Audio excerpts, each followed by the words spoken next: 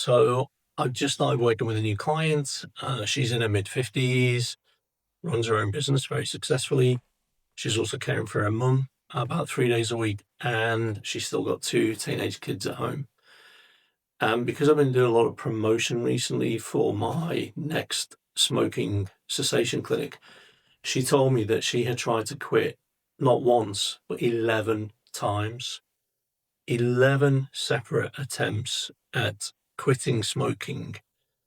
And as she put it, 11 failures. And each failure made her feel worse about herself than the previous one.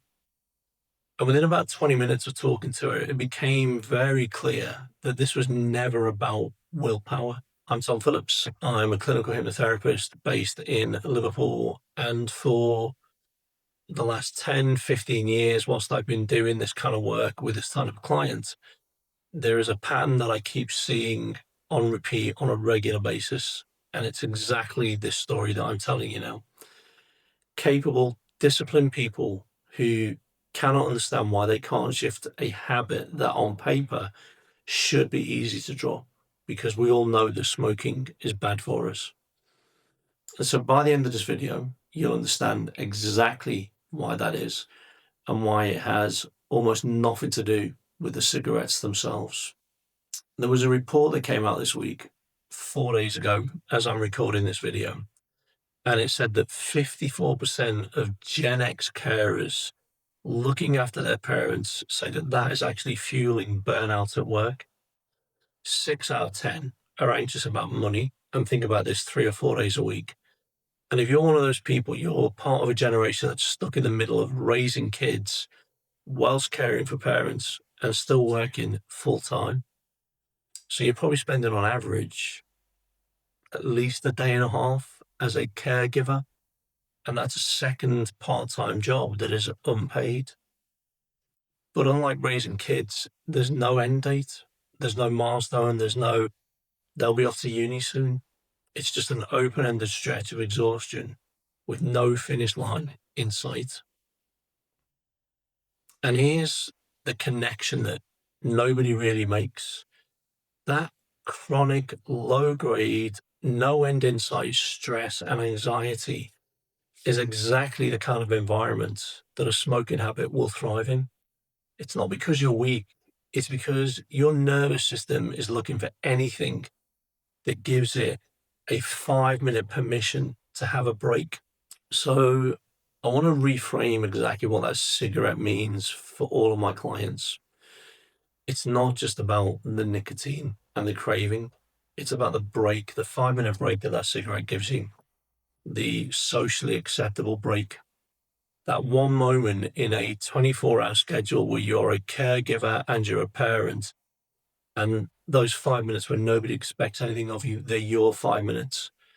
And that's why willpower on its own doesn't work, because you're not just fighting a chemical in the form of nicotine. You're fighting a coping mechanism that your body has found to deal with the type of overload that it has no other outlet for.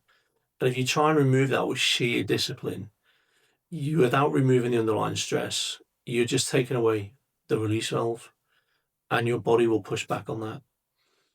And this is where the clinical hypnotherapy side matters and becomes really important, because a craving and a panic attack run on almost exactly the same nervous system wiring, same chemical surges, same drop after about 90 seconds if you don't feed that craving.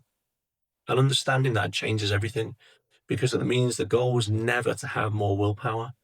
The goal is about working with your nervous system in a direct response.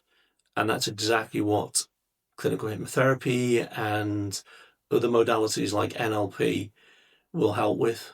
They will give you the support when pure willpower fails.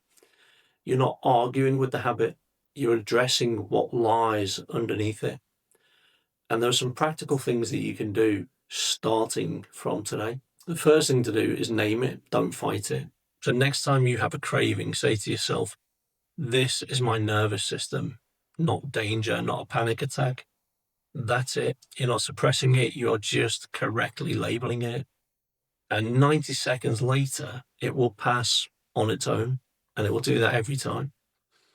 The second thing you can do, if what you're craving is 5 minutes of permission to stop, give yourself that 5 minutes deliberately before the craving forces you to have the cigarette. Step outside, stand still, breathe in, breathe out, do some breathing exercises, and that alone will signal to your nervous system that you can stand down, that it can stand down. The cigarette was never the point. The point was the pause. And the third thing you can do is actually name the unmet need. And this is one people usually miss, and it's the one that matters the most. Ask yourself and be honest, what am I not getting enough of right now? Is it rest? Is it recognition? Is it just time when nobody needs anything from me? And once you can name that specifically, you can start to address that directly. And that does more for the habit than any amount of gritted teeth or trying to white knuckle it ever will. The layer that sits beneath all of this, beneath the cravings, beneath the behaviors, and this is one that I think really matters for our generation specifically, is that we were the latchkey kids. We were raised to just get on with it. Asking for help, admitting that we were overloaded, saying, I can't do this alone, that I am struggling. That used to feel like a personal failure for us. And rather than accept it for what it was, we tried to cover it up. But it's a completely rational response to an unreasonable amount of pressure. And the client that I mentioned at the beginning of this video, the one with the 11 attempts, the moment she realized all of this, then things began to shift for her. She accepted that it wasn't a character flaw. She didn't lack discipline or willpower. It was biology, physiology, psychology, and all of that was working against her in the same way that any kind of caregiver with the load that she's got on her plate would experience. So if this sounds familiar, then I'm running a smoking cessation clinic here in Birkdale on the 27th of September. It's one afternoon. There's only 20 people, 20 seats available. And you can find out more from the link in the description. And this will help you understand that smoking is part of the problem, but it's the overload, it's the anxiety that goes with that prevents us from quitting effectively. And what you will realize that this isn't and never was a willpower problem. And also it was never meant to be a problem that you have to face alone. So if you've watched the video this far, leave a like, leave a comment. And if you're really serious about giving up smoking, then sign up for the workshop and I will see you in Birkdale on the 27th of September.